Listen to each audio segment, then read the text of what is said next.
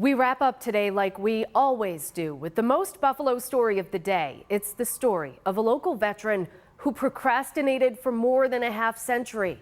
Once he finally got around to it, something really special happened. We shared this story with you yesterday at 6, but we got so much great feedback, we wanted to make sure everyone got a chance to see it. Here's Dave McKinley with this 2 on Your Side original. He's 76 now and walks with difficulty. But as a much younger man, in a much different time, Jim Chadwick walked plenty along a path of constant danger. I'm blessed to be alive, to say the least. He was part of a special unit of the Marine Corps in Vietnam called the Scout Dogs. My job was walking 40 to 90 yards in front of patrols to try to keep them from walking into ambushes with a dog. Jim came home with a chest full of medals and a body full of war. I spent some time in a field hospital, and I was recovering from that. It was a grenade. Days after being released and returned to his unit in December 1966, my face was still swollen from the shrapnel. His lieutenant brought his mail. Among the pieces was this. It says, "Dear James, we have a Christmas tree." It was a handwritten Christmas card from a 9-year-old boy who was a 4th grader at what was at the time the Mill Road School in the West Seneca hamlet of Ebenezer. And it touched my heart. You know, the little kid would take the time to do that and color in everything that he colored in. And I seriously wanted to write him and thank him. A plan he would think about pursuing from time to time over the years, interrupted by career and family and life itself. And I never ended up writing them, and so I felt bad about that. Recently, though, the card fell out of the family Bible where he'd kept it, reminding him again of the unfinished task he'd been meaning to complete for nearly 60 years.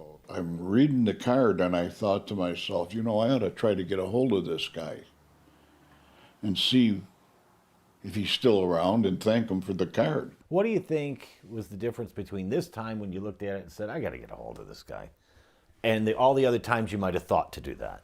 Yeah. Personally, I think it was the Lord tapping me on the shoulder, going, you know, why don't you talk to this kid? Some divine intervention, perhaps, with an assist from modern technology. I looked him up on the internet, and he was the first name that popped up. Just a half-mile from the old school where he attended 4th grade lives now 64-year-old Todd Paul, who barely recalled sending that card until his wife heard a message on the answering machine. I was outside, and Kathy called me in. She goes, "You got to listen to this." My name is Jim Chadwick, and I'm looking for a Todd Paul. As a young man, he wrote me a Christmas card when I was in Vietnam. I was floored. Absolutely floored. And truth be told, if you put that card in front of him now, he'd be unable to read it without assistance. I was 9 when I wrote the letter, but when I was 12, I lost a good portion of my sight due to an ear infection. Legally blind since then, he went on to become a mechanic and later a special education teacher, helping others with disabilities. Things happen for a reason. I don't know why, but I do know how. That is a phrase he used more than once during our interview, so we asked him about it. We are deeply rooted in our faith and put our trust in God. And, you know, there's, we know how he's doing it, but we don't know why.